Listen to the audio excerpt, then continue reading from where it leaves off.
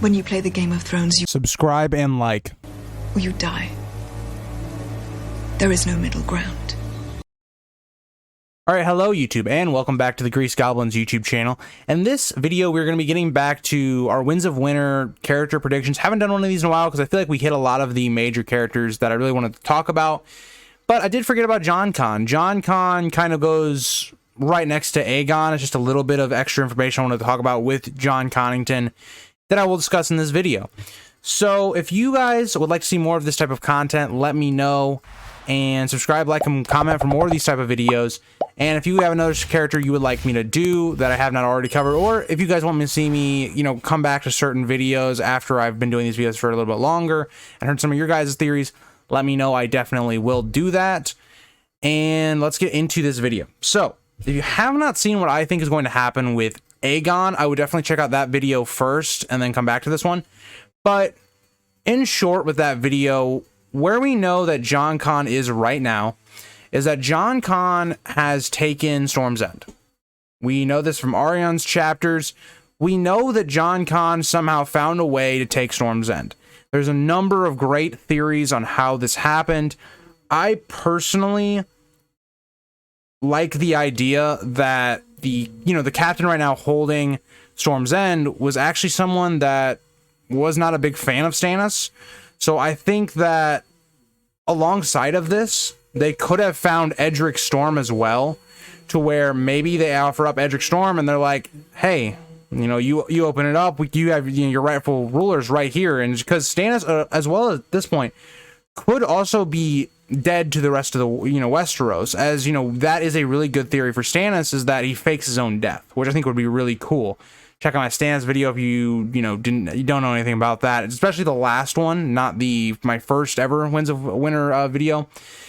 But I think that could be a good way of how Jon Con does it, and they're kind of like, okay, you guys bend the knee, give us Storm's End, and we'll give you Edric, and he will rule the Baratheons from now on. So I could definitely see that being a big idea.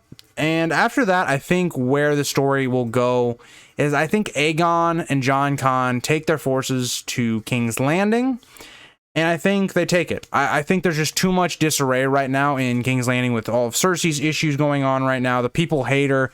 I think there's going to be some sort of uprising. The faith militant at this point.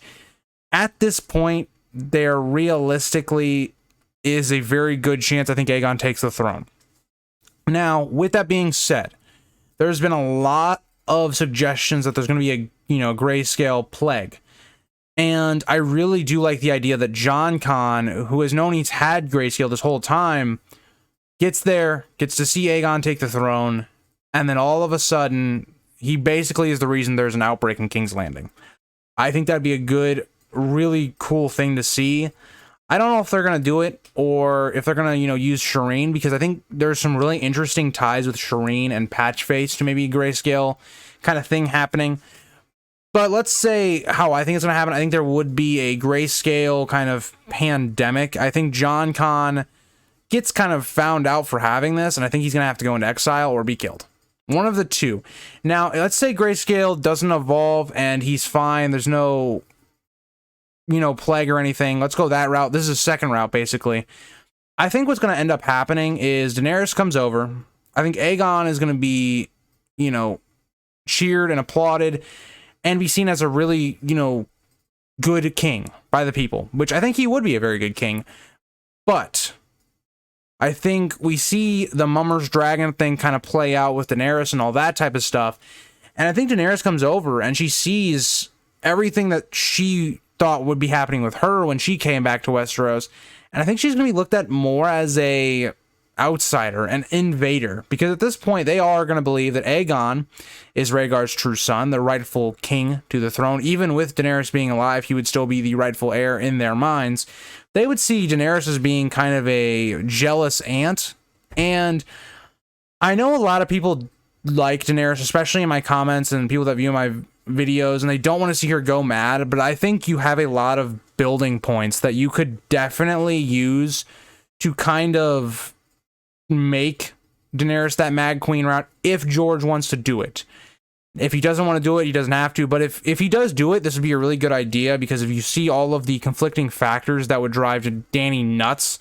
Also, something that I could see that could be really cool is another thing to tip her over the edge is something that we didn't see in the show because he wasn't alive.